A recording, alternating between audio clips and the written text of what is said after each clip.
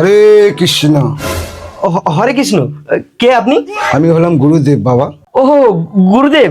আচ্ছা আচ্ছা, দাঁড়ান আমি ডাকছি। শিউলি, শাশুড়ি মা একটু বেরিয়ে আসুন না। আরে দেখো না কি সব গুরুদেব গুরুদেব বলছে। হেই, তুমি এরকম কথা বলো না। ইনি হলেন আমাদের বাড়ির গুরুদেব। হরে কৃষ্ণ হরে কৃষ্ণ হরে কৃষ্ণ। হরে কৃষ্ণ। এই শুনি, তাড়াতাড়ি জল আন, গুরুদেবের পা ধোয়াতে হবে। হ্যাঁ মা, আমি এক্ষুনি আনছি। আসুন আসুন গুরুদেব, আসুন আসুন আসুন। মা, গুরুদেবের তাহলে পাটা ধুয়ে দিই। হ্যাঁ, তাড়াতাড়ি গুরুদেবের পা ধুয়ে দে।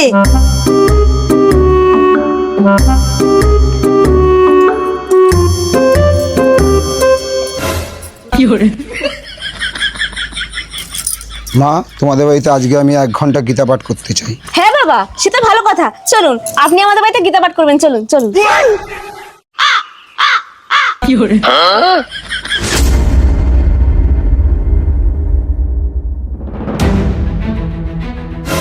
বল, তোদের 3 জনের মধ্যে কে কে স্বর্গে যেতে চাস? হাত তোল। কে? ওরা হাত তুলেছে স্বর্গে যাওয়ার জন্য, তুই পকেটে হাত দিয়ে দাঁড়িয়েছিস। তুই কি স্বর্গে যেতে চাস না? না না, মানে গুরুদেব, আসলে হয়েছে ব্যাপারটা কি, আপনি যদি আমার শাশুড়ি মাকে আর আমার বউকে স্বর্গে পাঠাতে পারেন, তাহলে তো এই পৃথিবীটাই আমার স্বর্গ হয়ে যাবে। এদের জ্বালায় আমার জীবনটাই জমালয় হয়ে গেল। যত সব।